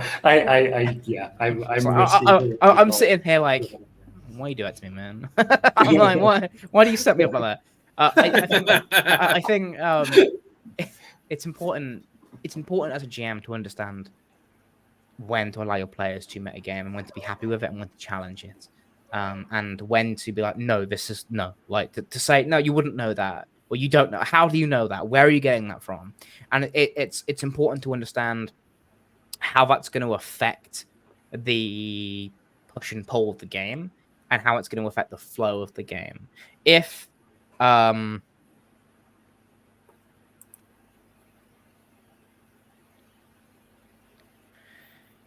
could you tell them where? Well, I'm gonna start responding to the comments. I think that's a whole other conversation. We're just gonna get sucked into this conversation. This comment here. Seems like it's worth its own stream. Yeah. Because I have thoughts. I immediately want to know: have you told them exactly where they are? Because the motion tracker doesn't do that, does it? Yeah, I don't know. No, that's what I'm saying. I need to think on this, but reactively in the moment, I don't think I necessarily agree with this. The motion tracker makes you more afraid because it gives you a generalized direction of where the enemy is, and now you know they're approaching you, but you don't know where from, especially in Alien, because the motion tracker is lo-fi tech piece of shit that has a blip in a direction. If there was well, okay, but there's context, right? Because it's hopelessness versus helplessness. If you are unable to fight the enemy and you know it's coming towards you, your only option is to run away from it.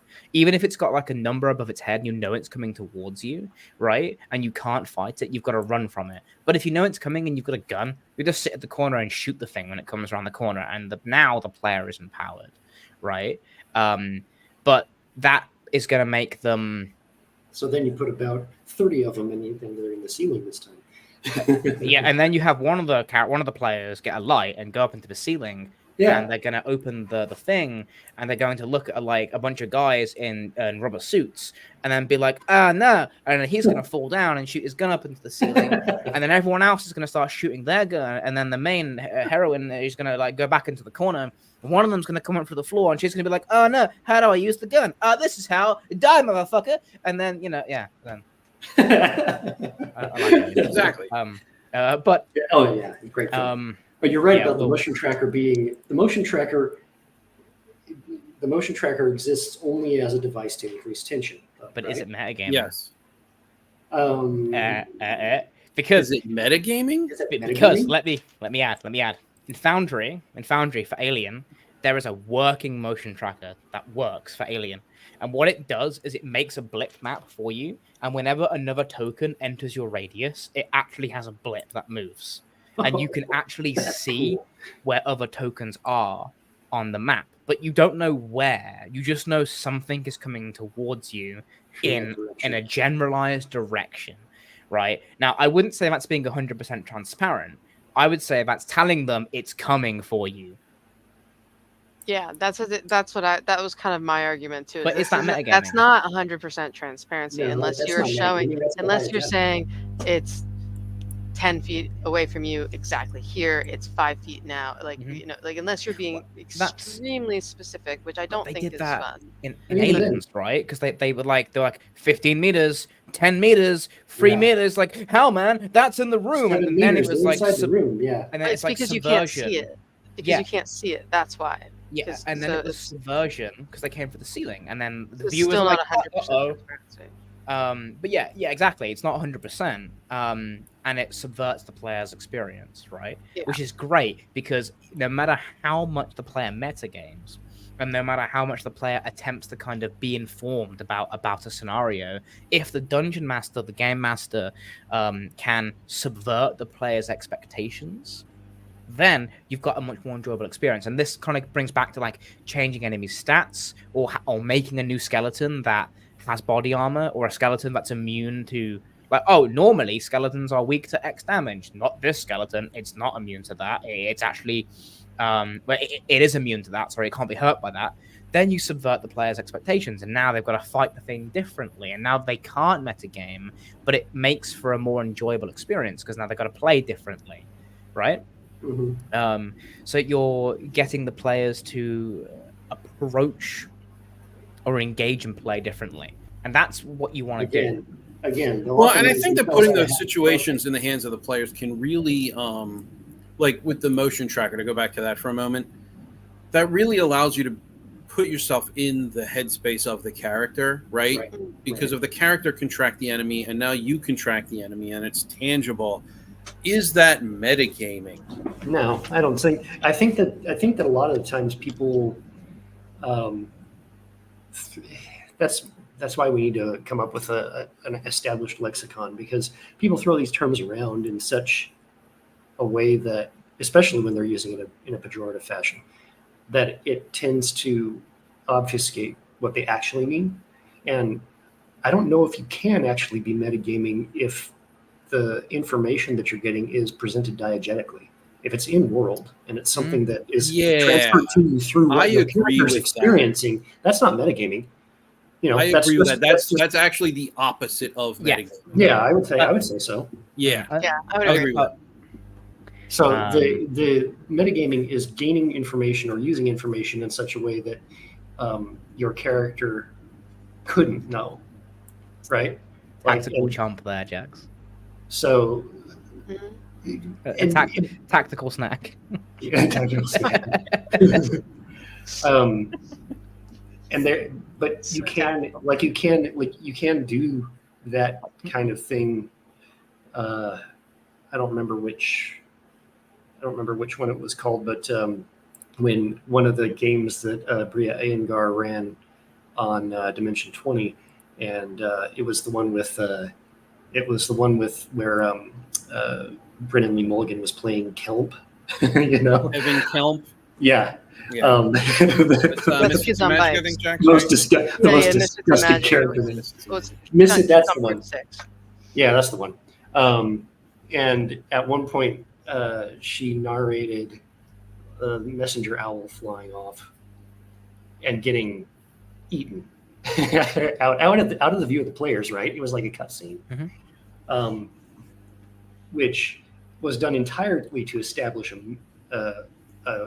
a feeling and a mood for the players, because the characters had no idea, and so that's a clever use of metagame information on the part of the GM. If the players had their characters start acting on that, which of course they're all very experienced and none of them did, but if the players had their characters begin acting on that information when they could not physically have known it, that's bad metagaming. Yeah, and that's down to the GM to control that and to mitigate those experiences, because ultimately you want the players to feel a certain way, or you want them to have a certain experience. Yeah. Just like while we're like, Abria, I think is a really good example, because I just finished another season that she did for D20 Burrow's End, where all of the player characters are stoats. That sounds cool. It's first of all, highly recommend. Oh, it's really cool season. It's such a cool season. But she does that thing of that gentle pushback that I was talking about, because by almost like they can't help but metagame, because they're playing stoats who have acquired language, right?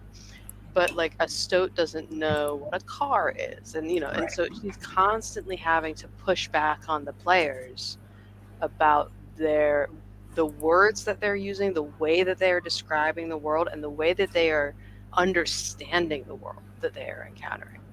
But she does so in a really respectful, really fun way that, like Ben's saying, doesn't remove anybody's agency. It's just kind of like, hey, remember, like, do you have a word for that? Like, do you know what you're looking at? Like, and really keeps them in the characters. Really, really fantastic. And that's down to like the GM artistry, right? And that's down to knowing when to do these things, and knowing what as a GM, as a game designer, or as the game director. you have power to add anything you want. Left 4 Dead. Alien Isolation. It's me. I'm going to bring up Alien. Of course I'm going to. The AI has 2 AIs. It has one for the Xenomorph and one called the Director. And what the Director does is it figures out, it has a track of what the player does. And it knows, the alien will know how many times you've hidden a footlocker, how many times you've hid under a table, how many times you've used the flare gun. It will know what you've done to fight against it. And the alien has a menace meter. And the more you piss off the alien, the more its menace meter becomes, and the more it will start to toy with you. And what it does is the Director AI will allow its base AI more information, more or less information about the player based on its menace meter. So this is why it appears to learn. So the alien cheats. That's what it does, and that's how it hunts you. If you've hidden a footlocker 5 times in a row, it's going to start checking footlockers. And that makes the player go, shit, I can't do that anymore. And now they got to start playing differently. They got to start hiding on the tables, or using flare guns, or using a noise gun. The GM can do the same, right? And this is why I say about it has to be done organically, right? If you're hiding from something, or the players are using a weapon or a piece of equipment to deal with a situation, like a shield, for example, or they picked up this giant shield that's impervious to all attacks, they'll use that for every fight. And then a few fights later, you do something like the enemy flank them, or you put them in an environment where the shield is not exactly great to use, or you force the players to have to use it, but use it differently. Then you're starting to use that metagaming knowledge to make the experience more exciting, to make it more fun for the players. You're subverting. So the GM can metagame. Well, yeah, but the GM should only metagame when it's in good spirits. Because if the GM has to negatively metagame, unless it's for unless the players have brought the consequence on, that is. But it feels organic to the players. Now that's really important, because players will if they feel targeted, and they feel like something's bullshit, then it's going to ruin their agency, it's going to ruin their mood, it's going to change how they engage with play, and it stops being fun. So yeah, I've experienced all that before. It sucks. Yeah. I had it happen yesterday, actually. They were fighting hordes, and I did mass combat, and it really stressed me the fuck out. And Craig was shooting them with a flamethrower, and he got like 2 or 3 rounds in. He was like, it just doesn't feel like I'm doing anything, man. And then I snapped at him, and I was like, no, you are. You're doing this damage. I'm just not lowering the health on the tokens because I've got 2 maps. I was in between 2 maps, doing 2 separate combat encounters on 2 separate tables, basically. And I was like, look, I've got the maps here to do. And you are hitting them. You are killing them. Just I'm not lowering their HP because I ain't got time to worry about that.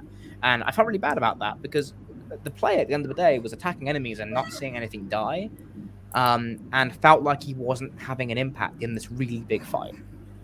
And the agency and the fun was just sucked out of it. And like we talked about it at the end of the session and had the player debrief, but the agency was sucked out of it, and their enjoyment was sucked out of it. So it's a very powerful tool, and with more GM experience, the better you can wield the pen, basically, because that's what it is. Metagaming should be used as a pen to craft the experience, and the players should be able to use metagaming like an eraser. That's interesting. Poetic. Very poetic, yes. That's a good point there. I'm going to put that on my grave. Well, I do want to add something that you reminded me of something I was going to say earlier too, is that that the fun of the players comes in situations in which they can be creative, right? And create and solve and creatively problem solve, let's say. So if you're, as the GM, changing things on the fly to make the problem require more lateral thinking to get through, mm-hmm. I mean, that's only to the benefit of the game. Mm-hmm. So, yeah, there was something too from one of Druden Foots's earlier comments that If you can point the comment out, I'll go grab it. I'm trying to find it. Oh yeah, back at 3:25 p.m. But the choice to go with the other player characters on an adventure in D&D is just as much a narrative-driven metagaming. 325. Oh, that's going to be 425 for me. Oh, okay. Right here. I think you mean 925. Actually, You're right. It's 925. My apologies. Say the story co-creation of story games. Yeah, it's not that one exactly. It's a little bit after that one where she talks about going on. Yeah, that one, which actually kind of came up in our game on Saturday too, when Catherine was insistent on going back down to the planet and going back home and seeing her daughter and seeing her husband and all that kind of stuff, and she does not want to do this, right? And I was playing that up because the whole reason I made the character and gave her a daughter, and I wanted to make her as pathetic as possible, as isn't not pathetic as in lame, but as in invoking pathos, right? It's Dead Space. So it worked so well. Yeah, yeah. And then at one point, as her husband's trying to convince her that this is 75,000 credits, it solves all of her problems, and she's like, yeah, but my daughter. And at one point you interjected, Ben, you're like, look, Sable, if she doesn't go with this, I'm like, I know, don't worry about that. Like, at no point was she ever not going to go on the next phase. I'm as a GM, I'm bad at like socially convincing people. I'm bad at the social element. And I was trying to convince you into it, and I thought I was losing the argument because you were bringing up so many good points, and I was like, right. What husband? Which makes it even worse that she would not going, right? I was like, what absolute monster of a husband convinces their wife to go on this incredibly? This was the equivalent of saying, honey, the government has asked me to go on a boat trip to Antarctica to look at this bit of the Antarctic we haven't mapped yet, and it's going to pay us $50,000. And he's there like, yes, that pays off all of our debts. Go do that alone. But by yourself. There was some subtlety in the way that interaction played out, which made it now we find out, and this was not something I had written into her backstory, but now we find out that their marriage is strained, right? That was genius. And I was like, yeah, but the finances are so bad that it's putting a strain on their marriage too. Mm-hmm. So it just makes it all the more tragic. It was great. Yeah. But there was a lot of that going around. It was just a great game overall.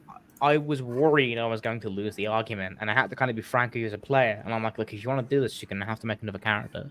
Yeah, which is why I immediately, as soon as you started, like, no, I get it. That's not what's happening here. Yeah. But I wanted in character to play it up as this is something that she absolutely desperately does not want to do, but is in a situation where she just basically literally doesn't have a choice. And if to me, I guess the fact that you started to interject outside of the interaction meant you were interjecting on the meta level means I was successful at that. Which again, you brought up good points, and I'm kind of like, no, this makes sense. Why the fuck would she do that? I'm like, and then it's flow and pace, right? You have to kind of go like, look, this is the game's going this way, and we need to keep the game going in this direction. But this is where but I was also doing it extemporaneously because, like I said, I didn't actually expect that to be a role-playing interaction, which I'm glad it was. But well, I mean, you have to care to be afraid of dying. So, and if you die, you leave a husband and a daughter behind. I know. Don't die. But I mean, I wanted to make a character that I actually cared about. Do we, Jax? Do you think that we have successfully defended metagaming, or do you think there is more? Do you think there's more nuance here than initially thought? I think there is more nuance than I thought initially. I think I came into it being, largely just annoyed by the keeping of no metagaming. And that was sort of where it was coming from. It was just like this kind of anti-gatekeeping stance that I knew would be deeper because I didn't know enough about it to start with. And so, yeah, I think we have done a good job. I like that we've kind of looked at a lot of different kinds of metagaming and discussed how they might work and why they may or may not feel positive or negative for the players. It really is about, as we've said several times, it's about the players. Yeah, right. Absolutely. Yeah, and it's about the agreed experience that you're all having and what people want out of it. And I think the negative metagaming, the competitive metagaming that we discussed, what it ultimately does is ruins the experience for the other players. It's not like the GM, it might annoy the GM, but it's going to take away the game from the other players. And that's I think takeaway is the key thing. I don't think necessarily ruins, because if they're fighting a boss that's absolutely wrecking them, and one of the players recognizes, oh, it's weak to this, and then they kill it, and then they win the encounter, they might actually like that because they win. So it could ruin. It depends entirely on how those players engage in play, and as we all know, everyone engages in play differently. But let's not become beholden to Bartle. Yeah, I think it really becomes an issue when it can become.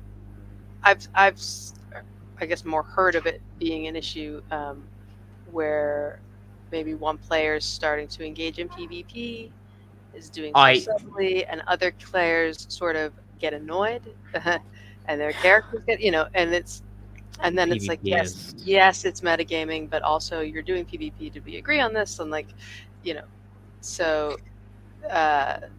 Yeah, I think it really. Yeah, there are certain things that you need to get everyone's buy-in before you start doing it. PvP is one of those things. If you're willing to play a PvP campaign, great, agree to it.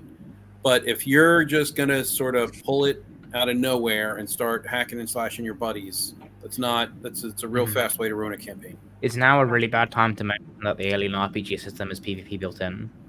Like, all of the cinematics have a PvP element to them. Mine doesn't, unless it's brought on, but the system does. So how the cinematic systems work, so you can do cinematics, that's what they call one-shots. And there's always a character or two that has an opposite agenda to what the party have, and it's there to rise tension, and it's there to make conflict in the group, and that can end in fatal blows. I've had a group that have killed another player character right at the end, and it was so juicy. Oh, that's very exciting, actually. They were at the cryopod, right? And there was one cryopod left, and they killed each other over it. And it was great. But it handles it in a way that makes it fun. In the Star Wars game I play on Sundays, there was a moment where one of our other characters... her character was a slave when they were younger, and we were fighting Trandoshans, and she was like, I'm gonna kill them all, and I went into combat with them, and one of them got knocked down, and she started punching its face in, and started racking up all of these conflict points. And my character, she's like I'm the golden girl Jedi Knight, and I would never do anything evil.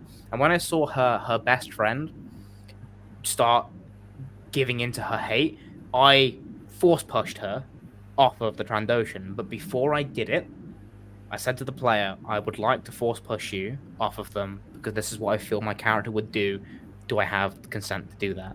Because for her, this was kind of like my friend, it was his character's it was the planet for their character, for their backstory, and I didn't want to take away any agency. They were clearly doing it on purpose. It was a story moment for them. I didn't want to rob them of their story moments. But I felt like this is something that my character would do, so I asked if it was okay. And if they had said no, I would have been like, okay, cool, I'll go and kill the thing over here and let you carry on beating up the Trandoshan. And it's important, if you are going to engage in PvP, that both parties are 1,000% consenting, because if another, I have had a player in the past, as the group were leaving a room, pull out his gun and shoot them all in the back of the head, and I was like, no, no, you do not do that, because that's called griefing.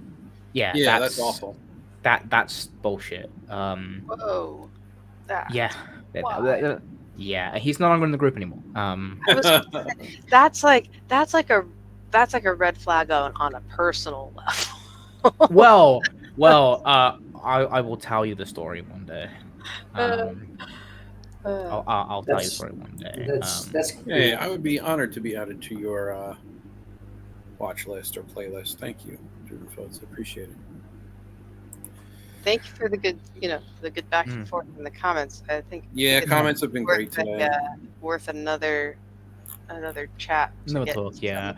I've just been conscious to bring it back to metagaming. I have this amazing tendency to like fork off onto different things, and I just that's just called conversation, dude. Yeah, I know, but I just wanted to keep it topical, and because it's interesting to think about, especially my opinion on metagaming has changed a lot as I've GM'd more, and this conversation has been a great way to kind of verbalize that and to kind of look at how we can do it, and especially as like, I ran for coworkers at Worldcon. That was experience, and that was very metagaming as well, and it's almost like have fun.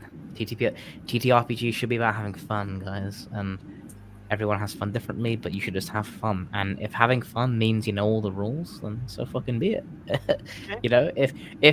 If you enjoy horror fuzz by knowing what's going to happen, then that's how you get afraid. That's how you enjoy feeling suspension and tension.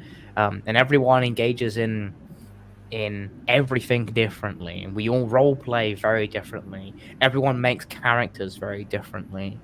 Some people just make a skeleton of a character and be like, fuck it, it's gonna evolve as the game goes on. Other people, Dax, hi Dax if you're watching, will plot out 40,000 XP's worth of their character at session 1 and figure out exactly what they're gonna buy. So everyone, gets a different bit out of playing, and that's what makes this hobby and this profession for some people so amazing, is because every game group is going to be different, and they're going to bring something different to the table, a different part of the experience, and they're all going to enjoy different elements of play. That's that ties into metagaming, what you just said there too, because I like to do builds in D&D. It depends on that depends on the system though, right? Like absolutely, that is a metagaming activity, is building your character and planning out how you're going to spin the level ups. It is, isn't it? That is you're right. That is 100% a metagaming activity. That is something that's occurring on a level that the characters themselves will never know. Right? Yeah. Because they don't diegetically interact with the world using maths, right? They don't know the numbers behind their sword swing. They just are trying to hit the thing. I've got an anecdote on that. We'll come back to that. So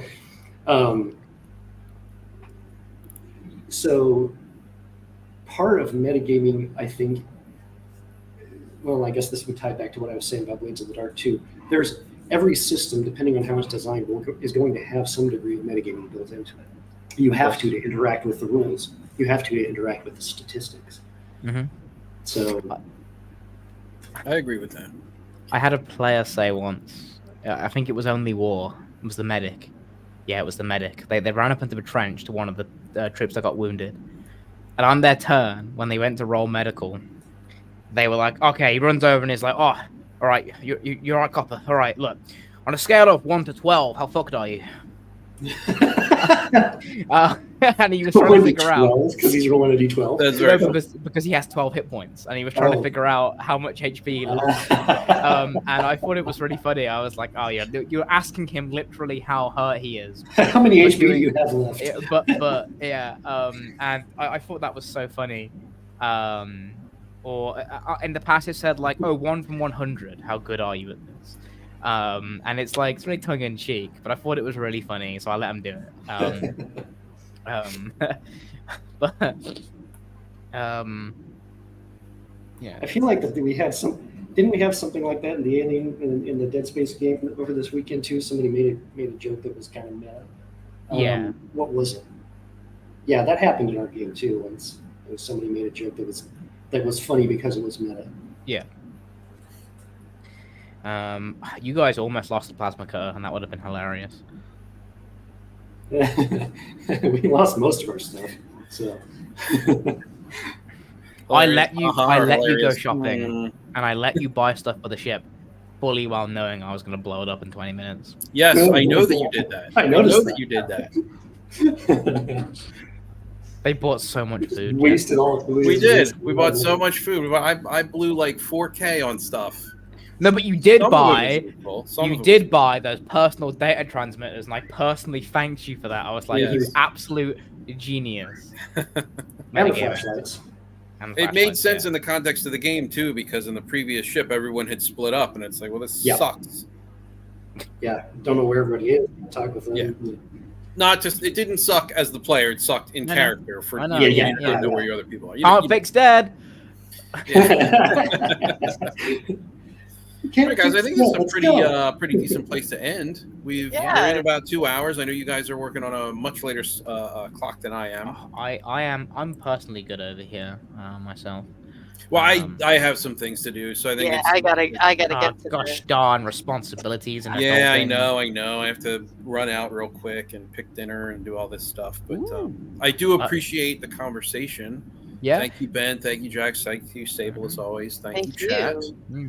Jax, are you I- satisfied with the results? I am. Thank you all for indulging. Of course. topic. And if not, then we can always revisit this at some point. But I have some other topic ideas for streams in weeks from now. I think next week is going to be Sable and I with Lou. So Lou's coming back, right. and we're gonna be on with him next Wednesday. But after that, I'd like to kind of pitch a couple topics to you guys, and we'll see where we land. Do you want to do the Dead Space game prognosis? No, diagnosis. Oh, we could do that. Postmortem? Yeah. Well, We could do. We'll talk about it behind the scenes. But I'm going to go ahead and end again. Thank you everyone for attending. I appreciate it. Thank you for all thank the you. questions. Like See you the weekend. Talk to you later.